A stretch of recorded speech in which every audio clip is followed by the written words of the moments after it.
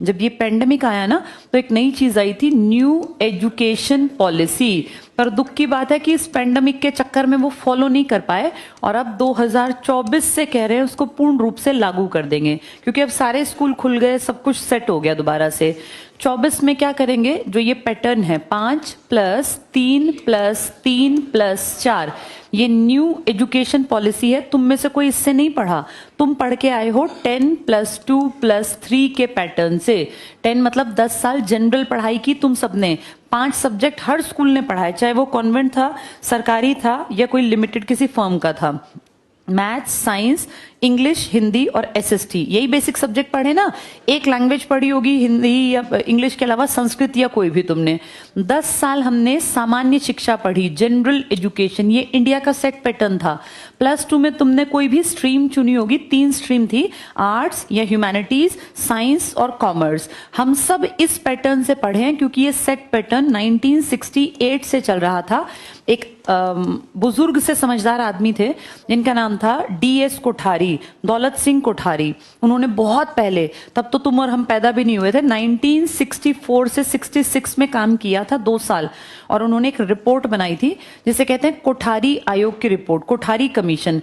Paper में आ सकता है कोठारी कमीशन किससे जुड़ा हुआ था, तो ये एजुकेशन से। इस कमीशन ने उस जमाने में कहा, तब इंदिरा गांधी आपकी PM थी, कि देश के टोटल पैसे का 6% एजुकेशन पे स्पेंड करना चाहिए। आज तक 2023 उतर गया, 6% आपने आज तक इस्तेमाल नहीं किया। ये कोठारी साहब ने 1966 में जब रिपोर्ट दी थी ना, तब लिखा था कि 6% टोटल तुम्हारे जितनी कमाई है उसका एजुकेशन पे लगाना। आज तुम चेक कर लो, गूगल कर लो, 4% के इर्द गिर्द खर्च करते हैं हम।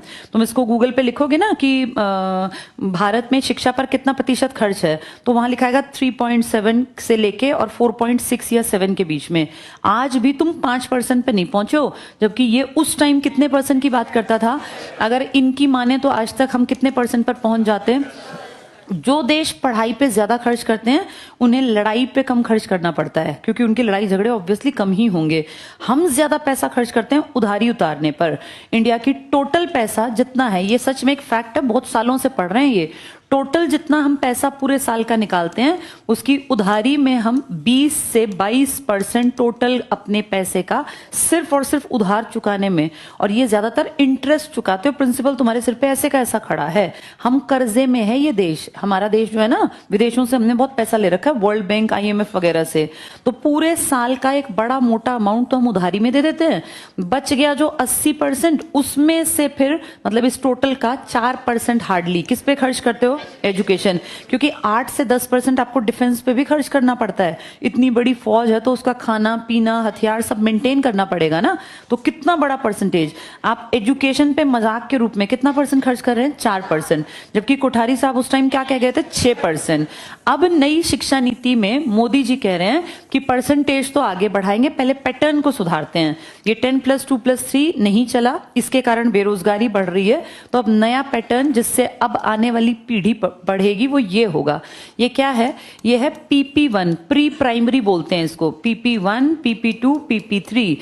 ये बच्चा 3 से 4 साल का, 4 से 5 का और 5 से 6 साल के बीच का होगा। तो 3 साल में सरकारी स्कूल में संस्थान में जा सकता है कोई बच्चा, पहले 6 में जाता था। 3 से 4 तक वो PP1 में बैठेगा, फिर 4 से 5, 5 से 6, वो 6 साल का होने के बाद फर्स्ट क्लास में आएगा। ये फर्स्ट है, ये सेकंड क्लास। उसके 5 साल पूरे हो गए स्टार्टिंग के, ये 5 साल। तो हर बच्चा अब 3 साल से पढ़ना स्टार्ट करेगा। सरकारी स्कूल में अभी तक 3 साल के बच्चे का एडमिशन नहीं होता था।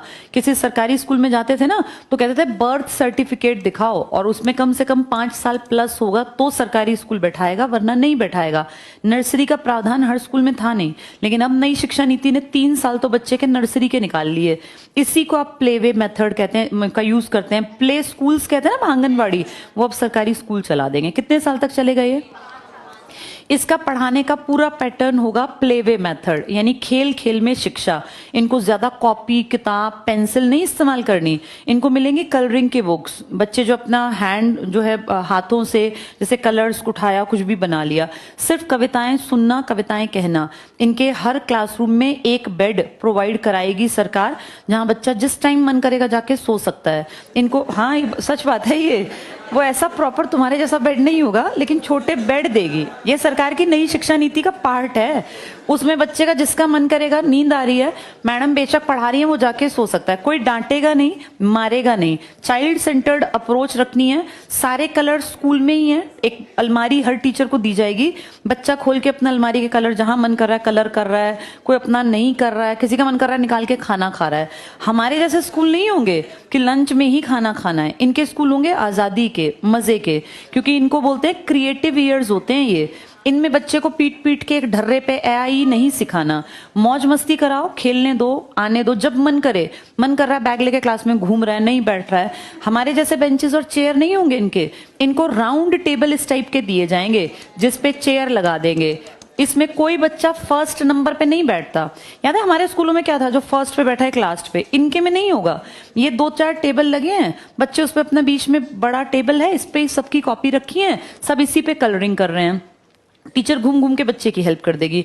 यहाँ टीचर का मेन काम हो एक माँ के रूप में, मारना पीटना नहीं है, जबरदस्ती वो AI नहीं लिखाने। यहाँ तक बच्चे के ऊपर ज्यादा बर्डन नहीं है।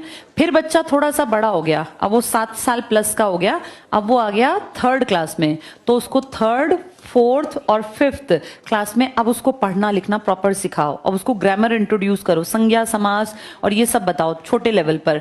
यहाँ बच्चे को पढ़ना लिखना सिखा देना ताकि उसका एक मजबूत बेस तैयार हो। अब उसको स्कूल आते आते 5 साल हो गए, तो ऐसा नहीं कि वो रोता धोता होगा, वो उन सबसे ऊपर आ गया, अब वो थोड़ा सा सेंसिबल है।